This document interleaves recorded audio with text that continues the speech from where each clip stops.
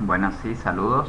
En la sesión del día de hoy vamos a retomar un poco las características del lenguaje de programación. Vamos a hacer un breve repaso y luego finalizamos con un pequeño ejercicio de aplicación para que podamos ir viendo todo lo requerido desde el punto de vista de su implementación. Entonces, arrancamos un poco con la estructura del lenguaje, entendiendo que todos los archivos que nosotros vamos a desarrollar son archivos con extensión .java. Luego, al compilarlos, vamos a obtener un conjunto de archivos .class con todas y cada una de las clases compiladas. Y luego, pues, haciendo referencia a lo que sería el archivo ejecutable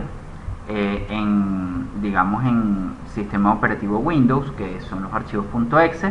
Para nosotros, desde el punto de vista del lenguaje Java, vamos a obtener un archivo .jar, que va a ser un archivo interpretado por la máquina virtual de acuerdo al sistema operativo donde se esté implementando, y funciona como nuestro archivo empaquetado. ¿Ok? Entonces este es el archivo que efectivamente nosotros podemos darle doble clic y ejecutarlo sin ningún tipo de problema. Para el desarrollo del curso, digamos que nosotros hemos establecido la necesidad de tener un JDK, que es el Java Development Kit, más una versión actualizada del NetBeans, actualmente en su versión 12.5.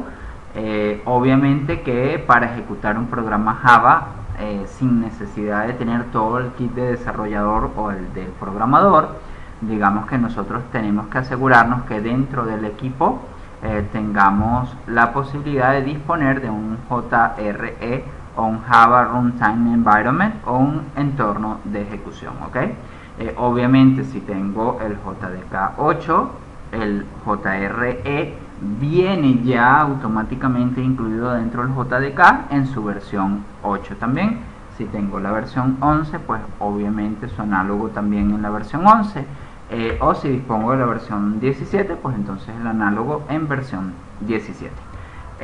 Obviamente que nosotros hemos resaltado siempre que para poder tener acceso a el contenido, digamos, de ese JDK, digamos que podemos directamente acceder a la página de oracle.com. Lo único es que requiere el uso de una VPN para poder tener acceso, digamos, al material referido, ¿vale?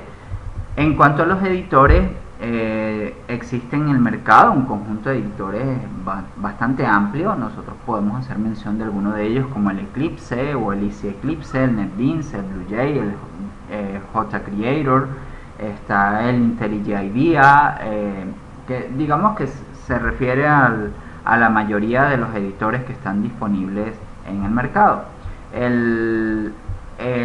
Digamos, el compromiso que nosotros podemos tener es que el NetBeans anteriormente era, digamos, vinculado con, digamos, la descarga directamente desde la página de Oracle, hasta que obviamente se presenta ya como una herramienta o como un editor específicamente para lenguaje Java de acceso abierto, y en ese sentido pues se separa por completo de la página de oracle.com, pero sigue existiendo y estando disponible para la comunidad de programadores, de tal manera de que el JDK, si yo no lo consigo por la página de oracle.com, es posible también por conseguirlo como OpenJDK. De hecho, es la versión que generalmente utilizamos a nivel de las distribuciones en Linux y que justamente nos sirven también para tenerlo como referencia, ¿vale? Obviamente el editor sirve para desarrollo web en HTML, PHP, y obviamente por tener un lenguaje digamos de referencia previo en C o en C++, que nos permite pues tener todas las tecnologías de uso que el editor como herramienta de trabajo nos permite tener disponible, ¿vale? Con respecto al lenguaje, nosotros hemos hablado que los elementos que lo conforman estaría el alfabeto, los dígitos, los caracteres especiales y las palabras reservadas, haciendo referencia a que la mayoría de los lenguajes excluyen la ñ, no en el caso específico ni del lenguaje Java ni Python, pues que obviamente los permiten, y que en ese sentido simplemente hacemos una recomendación, ¿vale? Con respecto al uso de variables y constantes, nosotros estuvimos analizando que a través de un identificador nosotros accedemos a una posición de memoria en donde en esa posición de memoria se registra un valor específico que está vinculado a un tipo de dato. Particularmente en Java, estos tipos de datos son tipificados, es decir, que nosotros tenemos que indicar con claridad qué tipo de datos estamos guardando en esa dirección de memoria, ¿vale? Obviamente que en los apartados básicos, pues nosotros analizamos la diferencia entre una variable y una constante, justamente con esa capacidad para modificar el valor durante la ejecución de un programa. Específicamente en el caso de las variables, esa capacidad está habilitada, y en el caso de las constantes, pues obviamente una vez que esa dirección de memoria registra el valor que estaría almacenando, pues se bloquea esa dirección de memoria, impidiendo los cambios posteriores a esa asignación. Entonces, con ello vamos a adentrarnos un poco al manejo de identificadores, resaltando algunos elementos claves. Nosotros particularmente indicamos que debe iniciar con una letra del alfabeto, ¿ok? ¿Vale? Evidentemente el carácter especial permitido incluye el subrayado y el símbolo de dólar o de moneda, ¿ok? O currency, de tal manera que digamos nosotros podemos tener esa definición preliminar como un carácter totalmente válido. Puede contener una combinación de letras y números, es decir, es totalmente factible colocar X1, X2, X3. No pueden tener espacios de separación, de tal manera que si yo quiero colocar el nombre del mejor estudiante, en ese sentido pues o tengo que usar el subrayado o simplemente omitir esos espacios de separación entre combinación de palabras, ¿de acuerdo? No pueden existir dos iguales, aquí hacemos una aclaratoria, en el mismo programa con el mismo ámbito de acción o bloque de instrucciones, y aquí establecemos pues algunas diferencias que van vinculándose con otros lenguajes de programación, en donde pues para nosotros tenemos que ver dentro del lenguaje qué es un ámbito y evidentemente cómo se define dentro del lenguaje de programación. Entonces, con esta digamos característica específica, lo que puntualizamos es la posibilidad de tener más de una variable, evidentemente con el mismo nombre, siempre y cuando se encuentren en bloques de instrucciones o ámbitos totalmente distintos, ¿de acuerdo? Por último, no puede ser una palabra reservada, y obviamente por eso es que el lenguaje se reserva su uso para la definición de sus propias estructuras, y evidentemente no nos permite a nosotros como programadores hacer uso de esas palabras reservadas como identificadores de nuestras variables y constantes. Por convención, nosotros hemos dicho pues que existen algunas características particulares dentro del lenguaje. La primera de ellas, que puntualizamos con algunos ejemplos que vamos a resaltar por acá, es que si yo evidencio la primera letra de la palabra en mayúscula y el resto está totalmente en minúscula, eso para nosotros va a ser una clase, bien sea creada por nosotros como programadores o que esté definida dentro del lenguaje de programación. En este ejemplo, tanto la clase string como la clase map son clases predefinidas dentro del lenguaje y las tenemos que interpretar por el simple hecho de ver la primera letra en mayúscula. Precio actual, por ejemplo, para nosotros al verla totalmente escrita en minúscula, para nosotros va a representar una constante, ¿de acuerdo?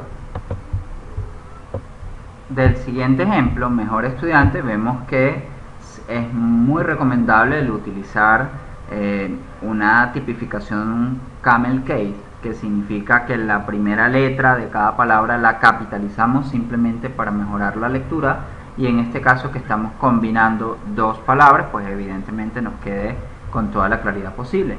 Por último, en el caso de las constantes, vemos que están totalmente capitalizadas, gravedad escrita en mayúscula, pues para nosotros refleja directamente que estamos trabajando con una constante. Luego analizamos los tipos de datos primitivos, en donde la organización va de menor a mayor, de tal manera que el orden de los elementos posicionales, vamos byte, short, int y long, son los tipos de datos asociados a valores numéricos enteros organizados de menor capacidad de almacenamiento, que es un byte completo, es decir 8 bits, hasta evidentemente los 64 bits que nosotros tenemos para manejar una variable tipo long o entero largo. ¿De acuerdo? Fíjense que en cada uno de ellos lo que vamos a hacer es incrementar la cantidad de dígitos que pueden manejar el valor numérico entero, de 3 dígitos para byte hasta 5 dígitos para short, y así vamos incrementando hasta llegar obviamente a los valores tipo long, ¿vale? Efectivamente existe la posibilidad de incrementar todavía la capacidad de almacenamiento si nosotros digamos de forma correspondiente estimamos una manera de representar a través de valores numéricos, en donde de forma respectiva pudiéramos reflejarlo a través de esta notación científica estándar, en donde tenemos un dígito en la parte entera y en el caso de una precisión simple tenemos alrededor de 7 dígitos significativos en la parte decimal, acompañado de la potencia de 10 respectiva que se requiere, ¿vale? Esto es simplemente un ejemplo de cómo pudiésemos nosotros reflejar un valor tipo float. Y por último, en lo referente a los valores tipo doble, fíjense que la cantidad de elementos que podemos manejar de manera significativa dentro de la parte decimal, alcanzamos el doble obviamente de lo que el correspondiente anterior pudiera estar manejando. Hago referencia un poco a los valores enteros. En todos ellos lo único que tengo que hacer es respetar el intervalo definido en la tabla de asignación, de tal manera que, por ejemplo, un byte, si nosotros excedemos y colocamos un valor como 275, obviamente estaría fuera del intervalo permitido para el tipo de dato con el cual estamos trabajando y generaría un desbordamiento de memoria, ¿vale? Es decir, que la capacidad que estamos asignando al espacio de memoria no permite administrar el valor que supera ese espacio de almacenamiento. Efectivamente, un dato tipo short podemos manejar valores numéricos de hasta 5 dígitos sin ningún tipo de inconveniente. Aclaramos un poco qué significa escribir o hacer uso de las constantes literales, en este caso del valor L, en donde digamos que de manera automática, al incluir una L, estamos diciendo que este valor numérico, que es 8845, es un dato tipo long, de tal manera de que si por su cifra nosotros podemos analizar que incluso lo puedo almacenar dentro de un valor short, efectivamente nosotros de manera correspondiente debemos de forma obligatoria asignarlo a una variable receptora que sea tipo long, porque lo estamos indicando de forma explícita a través de este carácter literal L. Así como ocurre eso en un dato tipo long, vamos a ver que en los valores numéricos reales vamos a tener la misma referencia, es decir, que en este caso si yo quiero manejar este 87.5 como un valor float, pues lo que hago es colocar el carácter literal F, indicando que estamos manejando un float. ¿Por qué? Porque de forma automática o por defecto, evidentemente nosotros hacemos un manejo de un valor numérico como 37.2, que es el que estamos presentando en el ejemplo, y ese 37.2 que estamos indicando por acá de manera directa lo que refiere es a un valor doble hasta que se indique lo contrario, y lo contrario es utilizar el carácter literal F para indicar que estamos manejando un dato tipo float, ¿ok? ¿Vale? Por otro lado tenemos los datos tipo char o caracteres simples, en donde se utiliza el apóstrofe o la comilla simple para indicar el carácter. Por supuesto es alfanumérico, de tal manera que podemos manejar cualquier elemento del alfabeto, pero también de los dígitos e incluso algunos caracteres especiales que nosotros podamos incluir, obviamente dentro de una apertura y cierre de comillas simple, ¿de acuerdo? Por último, cerramos con los datos tipo boolean, en donde manejamos las constantes true y false como los únicos valores permitidos que pueden tomar las variables asociadas, y con eso, digamos, hacemos un cierre de los tipos de datos predefinidos dentro del lenguaje de programación. Ahora bien, haciendo referencia a valores numéricos enteros, es posible representarlos en una base numérica distinta a base decimal, de tal manera que, por ejemplo, nosotros podemos arrancar con 0x, y eso significa que estamos trabajando con una representación en sistema hexadecimal, es decir, en base 16. Entonces, eso es una referencia simplemente para que nosotros sepamos que todo lo que arranque con 0x, pues evidentemente estaríamos trabajando en un sistema de numeración distinto al de base decimal, que es el que acostumbramos nosotros a manejar. Ahora, en contraposición con lo que se refiere a tipos de datos primitivos, dentro del lenguaje de programación vamos a ver el manejo de referencias o de direcciones de memoria o apuntadores. Eso lo vamos a hacer de la siguiente manera. Para nosotros una variable va a representar una referencia, o ella almacena una referencia o una dirección de memoria, y esa dirección de memoria apunta a un conjunto de datos, y ese conjunto de datos pueden estar reflejados a través de un arreglo o de un objeto, que son los dos mecanismos que vamos a tener asociados al lenguaje de programación para hacer el manejo de estas estructuras. Entonces, es básicamente entender que cuando nosotros estemos haciendo un uso de un recurso, que en este caso es una dirección de memoria, pues estaríamos vinculando de manera simultánea al uso de un conjunto de datos de manera directa.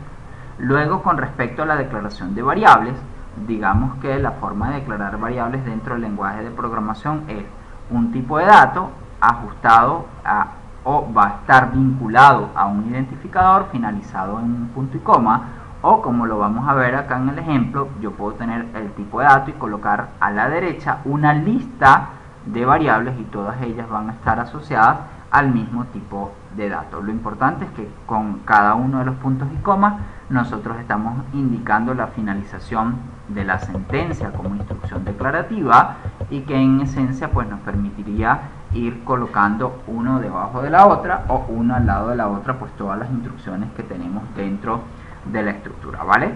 Por último, con respecto a las banderas, definiéndola como una bandera boolean con valores lógicos true o false, evidentemente como los únicos elementos permitidos dentro de las instrucciones de asignación que vamos a ver más adelante, ¿vale? Continuando con la declaración e inicialización de variables, de forma conjunta el lenguaje permite declarar y asignarle un valor de manera directa, es decir, la inicialización. En ese sentido, yo puedo tener una variable sueldo tipo float y asignarle 12.45f, indicando con el carácter literal f que estamos convirtiendo este valor numérico no como un valor doble, sino como un valor tipo float, para poder realizar la asignación en la variable receptora, que en este caso es el sueldo. Luego podemos tener un conjunto de asignaciones digamos en lista de asignaciones, en donde además de asignar estoy inicializando, de tal manera que x vale 0 y y vale 0 como valor digamos específico a cada una de las variables individuales que nosotros estaríamos realizando en nuestro manejo, ¿vale? Por último, encontrado toma como valor falso, este es el valor que le estamos asignando a la variable encontrado como un proceso de inicialización de parámetros, ¿vale? Por último, quiero hacer referencia a conversiones automáticas que se manejan dentro del lenguaje de programación, respetando el sentido de la flecha de derecha a izquierda. Sería las variables de menor capacidad de almacenamiento pueden ser asignadas a variables de mayor capacidad, es decir, en el sentido que tiene la flecha, sin ningún tipo de cálculo o especificación explícita que tuviéramos que hacer nosotros como programadores para poder llevar a cabo esas instrucciones. Es decir, que yo puedo tomar sin ningún lugar a duda una variable que esté almacenada o esté asociada a un dato tipo byte y lo puedo asignar sin problema a una variable que tenga un tipo de dato int. Eso de la misma manera pues nos permite analizar una variable entera, pues la puedo asignar sin ningún tipo de problema en una variable definida de tipo doble, de tal manera que si simplemente respetamos me disculpo por favor, si simplemente respetamos el orden lógico que nosotros tengamos definido dentro de lo que sería la estructura de la flecha, pues entonces no tendríamos ningún tipo de inconveniente y lo vamos a ver a través del ejemplo. Fíjense que tengo una variable sueldo definida con 12.45 y sueldo como variable lo estamos asignando para una inicialización a la variable declarada doble, evidentemente con el identificador resaltado, de tal manera que sueldo, para poder copiarse dentro de auxiliar, sueldo se promueve a doble y se copia obviamente como variable receptora que tiene la variable auxiliar para recibir obviamente el valor de inicialización respectivo, ¿ok? Por último, vamos a ver que yo puedo tener a, b y c, que son variables de tipo entero, x y w tipo long, y analizar, aunque esta es una instrucción que no solemos recomendar realizar instrucciones en cascada, obviamente por los motivos que ya vamos a estar analizando. Fíjense que 0 es un valor numérico entero, se copia en una variable int que efectivamente está dentro del rango válido, luego ese valor c, que es una variable entera, se copia en b y b en a, todos respetando porque están declarados del mismo tipo de datos. Pero cuando yo tengo a y lo voy a copiar en w, a se tiene que autopromover a long antes de ser copiado dentro de w, y w y x como son del mismo tipo de dato, entonces ahí sí puedo hacer una asignación de un long contra una variable receptora también declarada tipo long sin ningún tipo de inconveniente. Pero si yo muevo la w de posición y la intercambio con c, por ejemplo, 0 lo puedo copiar en w sin problema, pero ya w no lo podría copiar en b porque no estaría respetando el sentido estricto de la flecha, porque iría de long a entero, es decir, iría en sentido contrario a la flecha. Entonces en ese sentido hay que entender que la autoconversión que genera el lenguaje es respetando el sentido creciente de los distintos tipos de datos que tenemos nosotros como estructura disponible. Hacemos por acá la salvedad de que si esto no tuviera la f y este valor numérico fuese un doble, yo no lo puedo copiar en la variable sueldo, obviamente porque un doble no puede asignarse de manera automática en un valor tipo float, ¿vale? Continuando un poco con lo que está presentado por acá, eso es lo que refiere este párrafo explicativo. Seguimos con la conversión de tipos de datos o casting, es decir, qué debemos realizar nosotros como programadores si queremos hacer uso de un proceso contrario al que plantea la flecha de autoconversión y qué consecuencias evidentemente estaríamos incurriendo. El casting obviamente a modo práctico es un proceso en donde nosotros estamos buscando alguna característica objetiva o alguna característica peculiar de búsqueda que nosotros estaríamos intentando obtener como resultado. Eso es igualito que cuando uno va para un casting a ver las mises, pues lo que estamos buscando es ver cuál es la más bonita, cuál cumple con todas las medidas 90, 60, 90 y tiene digamos el encanto de evidentemente atraer a todo el público para pues lograr los objetivos que nosotros estemos definiendo. En el caso de una conversión de tipo de dato, lo que vamos a plantear es que el tipo de dato final que nosotros vamos a encerrar dentro de este paréntesis refleja el objetivo que nosotros estamos buscando para convertir lo que tenemos justamente a nuestra derecha. ¿Qué es lo que puedo convertir? Puedo convertir un valor, una variable o una expresión completa, pero básicamente él convierte solo lo que tiene a su derecha, de tal manera que esto va a afectar solamente a lo que tengo inmediatamente a la derecha de la conversión de tipo de dato que nosotros estemos afectando. Por ejemplo, en este caso, vamos a ver que este float estaría afectando a esta magnitud que tiene a su derecha, y esta magnitud por naturaleza es tipo doble. Entonces él está convirtiendo de doble a float, evidentemente pagando un precio, y el precio que se paga en este caso es una pérdida de precisión, porque estamos pasando de una cifra que maneja una precisión de alrededor de 15 cifras significativas en la parte decimal, estaríamos pasando a una de 7 cifras. Entonces en ese caso esa pérdida de precisión es la que nosotros estaríamos involucrando al tener un manejo, en este caso asociado a una variable tipo float. Igualmente va a ocurrir con esto. Cuando nosotros convertimos un valor a un valor numérico en este caso de un valor doble a un valor numérico tipo int, lo que va a ocurrir es que se corta la parte decimal, es decir, se trunca por completo, y el valor numérico de respuesta en este caso sería una magnitud 9. Adicionalmente, en el ejemplo quisiéramos tratar de hacer una asociación con las variables tipo char. Fíjense que yo puedo tomar este valor numérico, que es un valor numérico entero, lo puedo convertir en una variable tipo char sin problema, y ella lo que utiliza es la tabla de códigos ASCII para obtener el carácter respectivo, y en este caso, por ejemplo, el 65 corresponde a la posición de la letra A mayúscula, de tal manera que si yo voy convirtiendo ahora 66, pues en lugar de A tendría la letra B.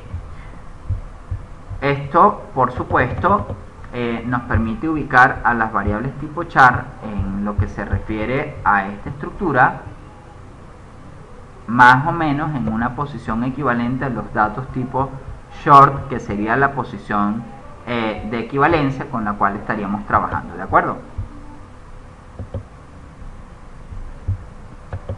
Bien, entonces con esa estructura digamos que tenemos ya claridad en lo que sería la conversión de tipo de datos, y efectivamente iremos viendo cómo, a medida que vamos a requerir el uso de estas estrategias, pues entonces saber con claridad cuál es el resultado que nosotros estaríamos obteniendo como respuesta, siempre y cuando entendamos que cada vez que yo hago un casting hay un costo que estamos pagando, obviamente, por convertir los elementos en el sentido antinatural que tiene el lenguaje de programación. Entonces, obviamente que cuando vamos de doble a float hay una pérdida de precisión numérica. Cuando vamos de valores reales a valores enteros hay un truncamiento de la cola decimal, y efectivamente cuando vamos a convertir valores numéricos a char tenemos que también entender que existe un rango válido,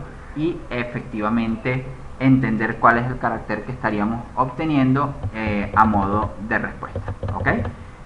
Básicamente, con respecto a las constantes, es importante que veamos el uso del modificador de acceso final. Este es el que bloquea la dirección de memoria luego de recibir el valor de asignación respectivo. En este caso la variable gravedad va a tomar 981, y este modificador de acceso lo que va a hacer es bloquear justamente la posición de memoria respectiva. Con respecto a los comentarios y la documentación del programa, nosotros recordamos que en el lenguaje manejamos tres tipos de comentarios: de una sola línea, que arrancan con barra barra; de varias líneas, barra asterisco y cierra en asterisco barra; y de Javadoc, que es barra asterisco asterisco y cierra en asterisco barra. Es decir, que cuando nosotros utilizamos un comentario de múltiples líneas, pues simplemente son documentaciones simples. En cambio, cuando utilizo el Javadoc, es decir, que duplico aquí el asterisco, puedo utilizar etiquetas como @author para establecer el autor, @since si quiero establecer la fecha, también puedo tener @param para establecer los parámetros de un método, o @return para indicar que retorno un método. Es decir, tenemos un conjunto de etiquetas que nos sirven para establecer justamente el funcionamiento de esos comentarios, ¿vale? Con respecto al manejo de expresiones, vamos a ver que desde el punto de vista de programación es simplemente una combinación de operandos y operadores que obtienen un resultado luego de ser evaluadas. Esas expresiones pueden ser numéricas, alfanuméricas o lógicas, dependiendo del tipo de respuesta que retornan. Por supuesto, las numéricas en algunos casos serán números enteros y en otros números reales. Con respecto a los operadores unarios, vamos a ver el más como operador unario tiene unas características peculiares, y es que convierte, por ejemplo, un byte, short o char, lo convierte a un tipo de dato int, y eso sería pues lo que él genera como valor directo, de tal manera que si yo hago algo como más a, evidentemente estoy retornando de manera automática cuál es la conversión a entero de ese señor, y con eso literalmente hacemos un casting implícito, ¿de acuerdo? Tenemos el menos como cambio de signo, es decir, estamos multiplicando por -1 la variable signo y obteniendo ese resultado en esta variable receptora.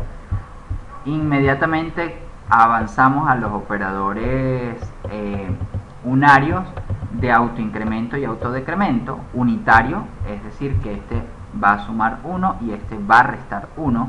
El detalle es que analizamos también desde el punto de vista de prefijo y posfijo, si está antes de la variable o luego de la variable, para analizar dentro de una expresión o una fórmula, evidentemente, cómo se ve afectado. Entonces, por ejemplo, haciendo una referencia directa al funcionamiento, podemos decir que si está de manera posfija, primero vamos a evaluar la expresión y luego va a generar el autoincremento unitario. Es decir, que por ejemplo, cuando yo voy a evaluar cuánto vale y, al estar el más luego de la variable x, es decir, en una notación posfija, entonces sería decir que x vale originariamente 10, 10 más 5 me da 15, y ese sería el resultado receptor de la variable y. Y posteriormente, una vez que ya yo tengo el valor de y igual a 15, entonces ahora sí ejecuto el autoincremento, de 10 paso a 11, y ese sería el resultado definitivo de ambas variables, tanto de x como de y. Si esta línea de instrucción se ejecuta luego de haber ejecutado la línea anterior, efectivamente el cambio que está ocurriendo es que ahora el más está en una posición prefija, de tal manera que primero voy a incrementar de forma unitaria y luego evalúo el resultado de la variable y. Entonces, ¿qué va a pasar aquí? Por ejemplo, x vale 11, con este autoincremento unitario va a valer 12, que lo tengo por acá reflejado, obviamente es un incremento unitario, pero el valor de y que vamos a obtener de la respuesta es, siendo x 12, le sumo 5 y el resultado me da 17. Entonces, este más o prefijo o posfijo, si estuviera solo y de manera aislada dentro de una estructura, pues simplemente fuese un incremento unitario simple. Pero al formar parte de una expresión, tengo que analizar si es prefijo o es posfijo para interpretar qué tipo de resultado estaríamos obteniendo en función de la generación de la instrucción que nosotros proponemos, ¿de acuerdo? Recordamos que el x es equivalente a decir x igual a x más 1, y eso sería antes de la expresión x y igual a x más 5 o luego de la expresión y igual a x más 5, ¿de acuerdo? Entonces, en ese sentido, lo que tenemos que interpretar es si estamos haciéndolo antes o después, dependiendo de dónde ubicamos el más, si en notación prefija o en notación posfija, ¿de acuerdo? Por otro lado, con respecto a los operadores aritméticos binarios, fíjense que estamos cambiando ahora a los operadores que requieren dos operandos para poder obtener una expresión o un resultado, y en ese sentido, al ser aritméticos, es porque la respuesta va a ser o un número entero o un número real. ¿Qué va a pasar cuando nosotros analizamos todos los operandos que tenemos dentro del lenguaje? vamos a tener los operadores aditivos, que es la suma y la resta, y los operadores multiplicativos, que es la multiplicación, la división entera, la división real y el cociente entero. Entonces, en ese sentido, por ejemplo, si nosotros vemos una división convencional, un operando 1 que es el dividendo, un operando 2 que es el divisor, nos permite obtener el cociente y el residuo de una división, de tal manera que si yo divido 7 entre 2, esto nos va a dar 3 en el cociente, es decir, por acá, y 7 entre 2 sería a 3, 3 por 2, 6, al 7, 1, y ese sería el residuo que obviamente estaríamos obteniendo como resultado. Entonces, el residuo de una división entera siempre será menor que el divisor, de tal manera de que el cociente que yo obtengo por acá es menor que el operando 2 que nosotros vamos a obtener como resultado. ¿Ok?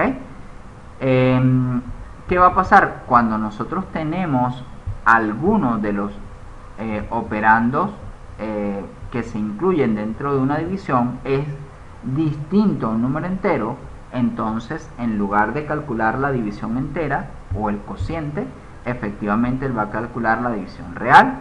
Entonces en este caso 7 entre 2 nos puede dar 3.5. Si yo calculo 1 entre 2 y lo dejo tal cual como está aquí, esto nos debiera dar el cociente de la división efectiva de 1 entre 2. En lugar de obtener un 0 que pudiera ser ese cociente, yo quiero obtener cuánto vale la división exacta. Pues lo que hago es, con este float, recuerden que estoy haciendo un casting, él va a convertir a este 1 en un float, es decir, lo transforma en 1.0, y ahora sería 1.0 entre 2, de tal manera que la respuesta obtenida es 0.5.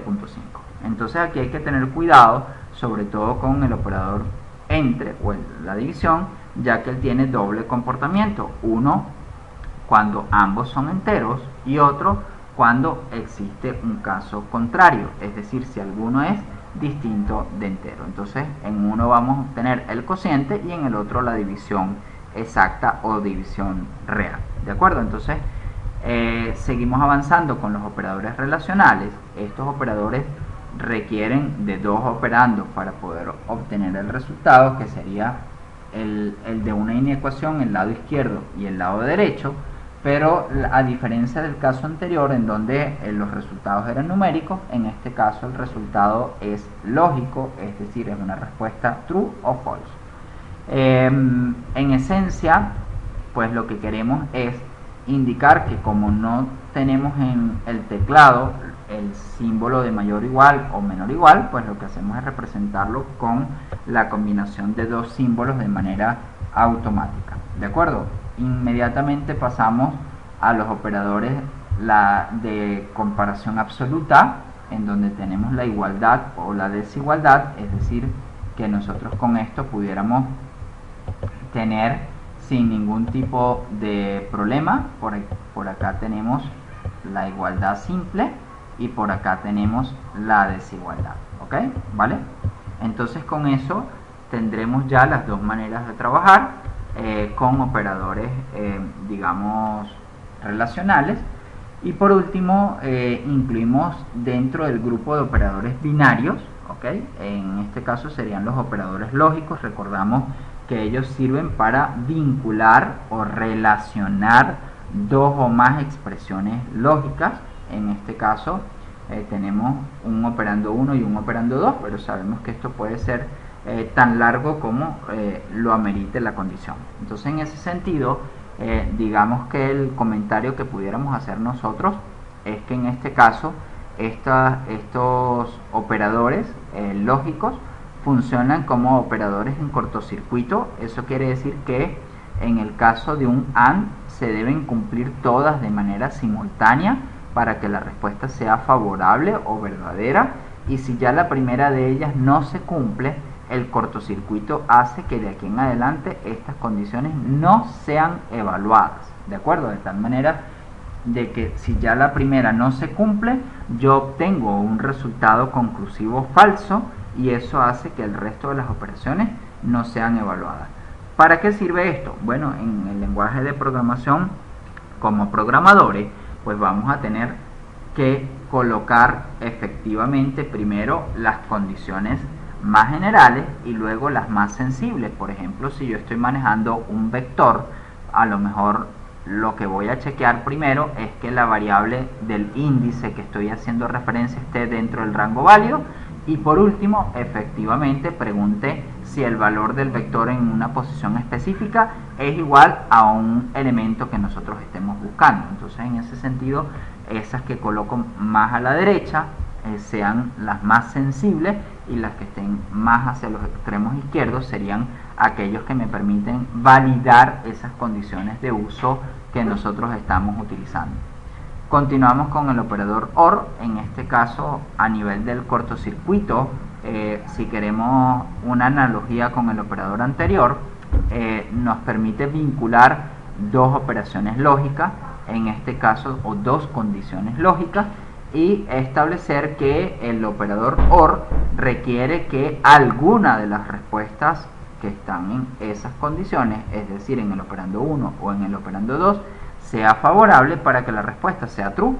En ese sentido, cuando ocurre un cortocircuito, bueno, si ya el primero es true y yo puedo dar una respuesta conclusiva, es decir, hay una tendencia irreversible hacia el resultado que tenemos que dar, pues yo no tengo ni siquiera por qué ver el resto de las condiciones. ¿De acuerdo? Eso es como si ya sabemos que un partido político está ganando todo, el resto de los partidos ni siquiera serán mirados, observados o analizados. ¿De acuerdo?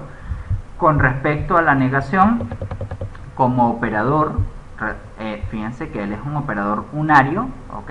Él simplemente requiere un operando. Lo que hacemos es cambiar de verdadero a falso y viceversa, de falso a verdadero. ¿Ok? Por último, vamos a analizar qué pasa a nivel de bits. ¿Ok? Efectivamente, cuando nosotros estemos trabajando con el AND, OR y el OR exclusivo, que son operaciones que sirven para manejar de forma efectiva valores que en lógica binaria, que son los que nosotros vamos a analizar de aquí en adelante. ¿Ok? Por ejemplo, nosotros podemos tener un valor x igual 5, a vale 1, b vale 10, y chequear, por ejemplo, si x es mayor o igual que a y x es menor o igual que b. Lo que estamos preguntando literalmente es que x pertenezca al rango AB, porque estamos consultando que sea mayor que a y de manera simultánea que sea menor o igual que b, de tal manera que con eso pues vamos a obtener un valor directo igual a true. Las dos condiciones se cumplieron. Si la primera no se cumple, la segunda, que es la que tengo en nuestra derecha, no se chequea o no se verifica. Ahora bien, cuando nosotros estamos trabajando con el OR, fíjense que acá las dos condiciones tienen que cumplirse de manera simultánea. En este caso estoy chequeando que x sea menor que a, x vale 5, 5 es menor que 1, pues la respuesta lógica da un resultado no. La otra condición que se chequea es que x, al dividirla entre 2, tenga un residuo igual a 0, es decir, estamos chequeando que x sea un número par, y en este caso pues la respuesta también es no. Como ambas respuestas son negativas, pues el resultado es falso, y eso es lo que esto está entregando como respuesta, o digamos como verificación después de haber chequeado las dos condiciones. ¿De acuerdo? Seguimos avanzando. En lógica binaria vamos a ver qué son estos AND, OR y el XOR o el OR exclusivo, y qué es el complemento. Obviamente a nivel de lógica binaria lo que hacemos es tomar un valor numérico como el 22, lo transformo a número binario, ¿vale? La forma correcta de hacerlo es utilizar la representación binaria posicional. Esto es 2 a la 0, que es 1, esto es 2 a la 1, que es 2, esto es 2 a la 2, que es 4, 2 a la 3, 2 a la 4, 2 a la 5 y 2 a la 6, para obtener respectivamente la conversión en binario del valor numérico que nosotros tenemos en un byte. Entonces, en este caso, si tenemos 22, sería el equivalente de sumar 16 más 4 para que nos dé 20, más 2 para que nos dé 22, y en ese sentido el número binario sería 10110. de tal manera de que si lo quiero leer sería el equivalente a 10.110. Entonces con eso, para analizar qué pasa desde el punto de vista de lógica binaria, si nosotros estamos haciendo un AND, efectivamente va a retornar un 1 solamente si en los dos valores que yo esté manipulando tenga un 1 en esa posición. Entonces, por ejemplo, yo tomé el 22, lo convertí a binario, tomé el 19, lo convierto a binario también, sumando 16 más 2 nos da 18, más 1 nos da 19. Entonces, cuando vamos a calcular cuánto es x y y, es decir, en lógica binaria, lo que vamos a hacer es calcular si en ambas posiciones nos da un 1, entonces la respuesta será 1, en caso contrario será 0. Entonces, por ejemplo, 0 y 1 nos da 0, 1 y 1 nos da 1, 1 y 0 nos da 1, 0 y 0 nos da 0, 1 y 1 nos da 1.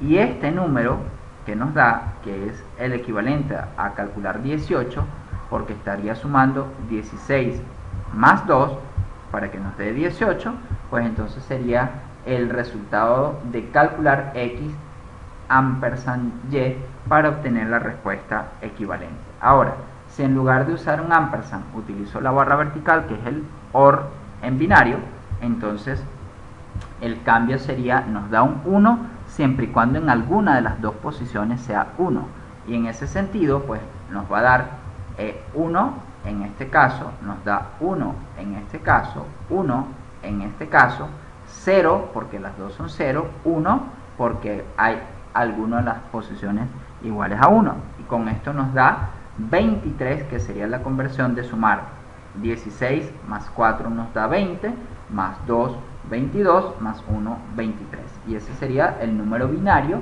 de calcular x que vale 22, el operador de barra vertical, con y que vale 19, nos daría 23 como respuesta. Ese valor numérico sería el que se obtendría como resultado si nosotros efectuamos esa operación. Ahora, a nivel de desplazamiento de bits, es también posible convertir un número en su representación binaria e incluir una cantidad de elementos que lo vamos a desplazar rellenando, fíjense que en este caso por ceros a la derecha en el extremo opuesto, que nos permite establecer, digamos, un desplazamiento típico desde el punto de vista de la conversión binaria del valor numérico con el cual estemos trabajando. Entonces vamos a hacerlo con un ejemplito. Por ejemplo, acá tenemos menos 7, fíjense que el menos significa que este byte está activo, ¿okay? Que es el que refleja el signo, y el 7, que son 1, 1, 1, va a sufrir un desplazamiento de 3 posiciones. Significa que yo voy a inyectar 3 ceros por el lado derecho, y en ese sentido voy a pasar de menos 7 a menos 56, y en ese sentido es una forma muy típica de efectuar multiplicaciones efectivamente por potencias de 2. En este caso sería menos 7 por un equivalente para que nos dé el resultado de menos 56, que es la cifra que estamos obteniendo como respuesta. El mayor, fíjense que en lugar de desplazar por el extremo derecho, pues la inyección sería por la posición contraria, de tal manera que en este sentido nosotros podemos tomar una cifra originaria que era 12, fíjense que es 1100, este valor es 12 en binario, pues lo que queremos ahora es inyectar dos posiciones por el lado derecho. Si las inyectamos por acá, fíjense que sería el equivalente a ver estos dos ceritos en esta posición, pues el resultado de 12 pasamos a 3, que sería la respuesta de estos dos desplazamientos que estaríamos realizando en el número binario. Entonces esto es algo que se hace con mucha frecuencia en lógica digital o en conversiones que tenemos que hacer de este tipo, pero que son simplemente para nuestros efectos un poco de cultura general, y saber que esos operadores existen y que los podemos utilizar cada vez que lo consideremos conveniente. ¿Okay? Por último, con respecto a los operadores alfanuméricos, vamos a ver el uso del más como operador. Fíjense que nos permite sumar dos valores alfanuméricos y en ese sentido vamos a obtener un solo valor resultante tipo string, en donde entendemos que este string es la descomposición individual de un conjunto de caracteres o símbolos que son alfanuméricos.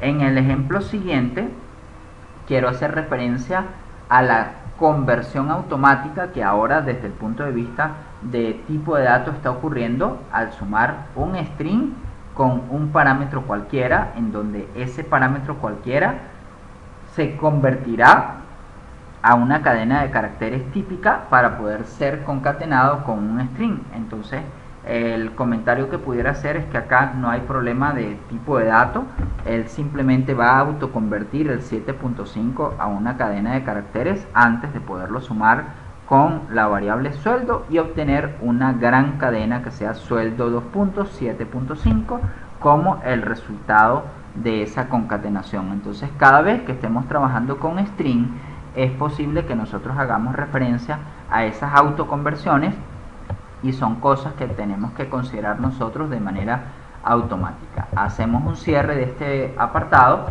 mostrando la presencia de operadores. Siempre en grupo 0 van a estar los paréntesis como una posibilidad de alterar o modificar el nivel jerárquico que tenga algún operador dentro de una expresión y con eso buscar obtener el resultado requerido dentro de una evaluación particular.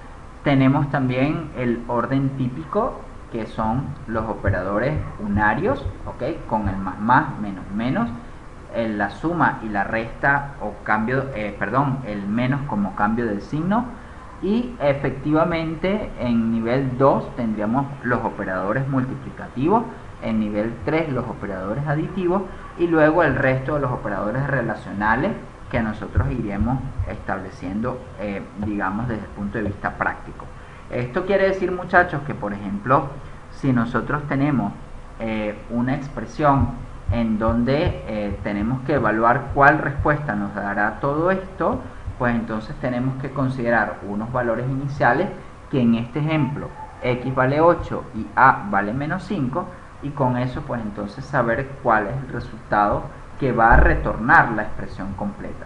¿Por dónde vamos a empezar? Bueno, vamos a empezar con los operadores multiplicativos, por lo tanto se va a calcular 8 entre 2, eso nos da un residuo igual a 0 porque el 8 es un número par.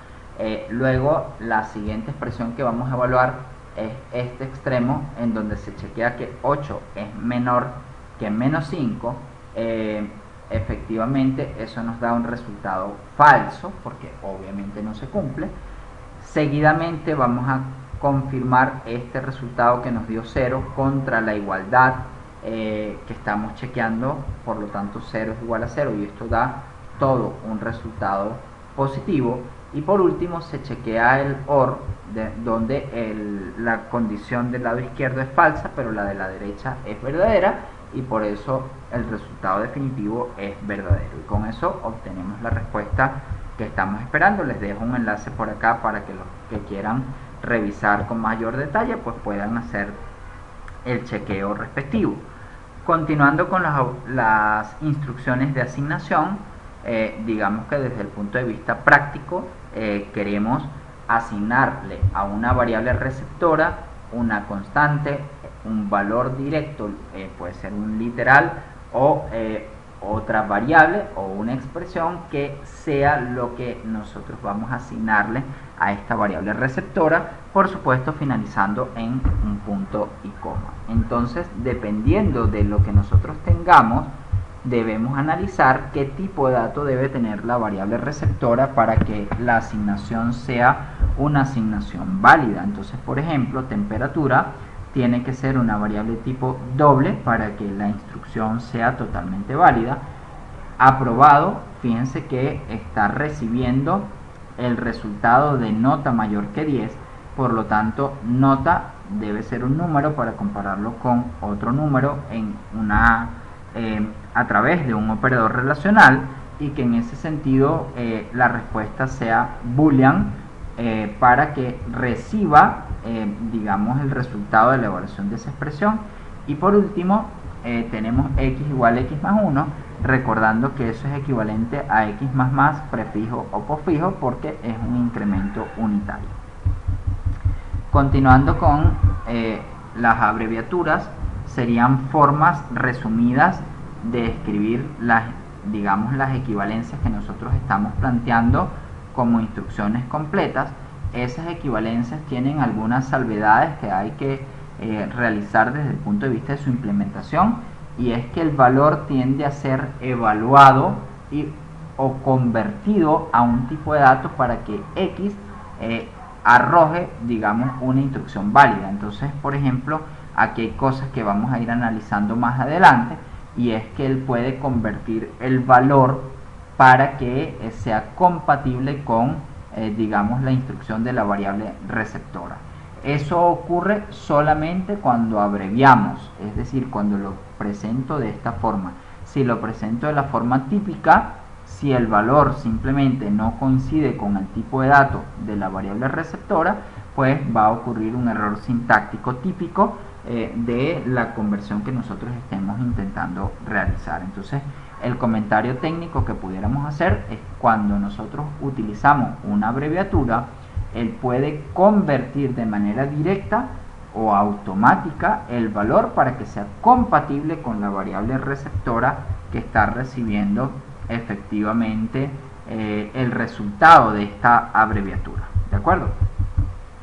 Con respecto a la salida por consola, que sería una impresión por pantalla, digamos que nosotros vamos a ver que existen dos formas de presentar el método print, una con ln, que sería con salto de línea en sus dos sobrecargas, y una sin salto de línea, efectivamente, que sería la primera representación. En esa primera representación recibimos un string a través de la variable o el parámetro e, y eso sería lo que estaríamos mostrando por pantalla. Tenemos un salto de línea vacío que simplemente es como el equivalente a presionar un enter, y luego otro método print ln en donde se imprime el parámetro e que se recibe y luego se avanza de línea, es decir, se imprime primero y se avanza después. ¿De acuerdo?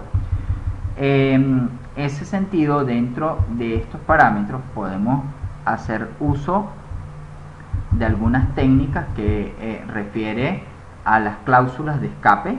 Esas cláusulas de escape, muchachos, arrancan con el diagonal invertido, que sería el inicio de la cláusula, y luego un símbolo que es el que me indica qué debo hacer dentro del uso de esa cláusula. Por ejemplo, el /n sería un salto de línea por código dentro de un string, el /t sería dejar un espacio de tabulación, el back sería el retroceso, el R sería ir el retorno de carro, ¿okay? Que sería volver al inicio de la línea y de la línea siguiente, y el fit sería el equivalente a avanzar de página. ¿De acuerdo? Entonces esos son elementos que funcionan dentro de una cadena de caracteres. Por ejemplo, acá tenemos una muestra de cómo tenemos la variable s, que tiene los números 1, 2, 3 puntos, 4, 5, 6, 7, 8, 9. Tenemos una instrucción de impresión por pantalla del literal suma igual. Luego tenemos la variable s, que es tipo float. Ella se debe autoconvertir a string para poder concatenarlo con la cadena de caracteres anterior, y luego todo eso que es otro string se va a concatenar contra esta cláusula de escape, que simplemente es avanzar de línea. ¿De acuerdo? Entonces con eso nosotros tendríamos directo el resultado que estamos arrojando. Luego hay una instruccióncita por acá que sirve para controlar sobre todo la cantidad de decimales que estamos incluyendo dentro de la cadena de caracteres. Ya lo vamos a ir viendo digamos en una segunda etapa, donde vamos a analizar en cómo funciona esto digamos implementado en el editor para analizar la respuesta o los resultados que queremos. Y por último, mostrar que, por ejemplo, dentro de una comilla doble que arranca y termina para representar el elemento que estamos inyectando tipo string al método println que estamos usando, que en este caso sería este método. Entonces es ver cómo yo puedo solicitar la inclusión de otra comilla doble, que son estas dos que están apareciendo, que forman parte del mensaje que yo quiero mostrar por pantalla, ¿de acuerdo? Entonces con eso digamos que vamos a hacer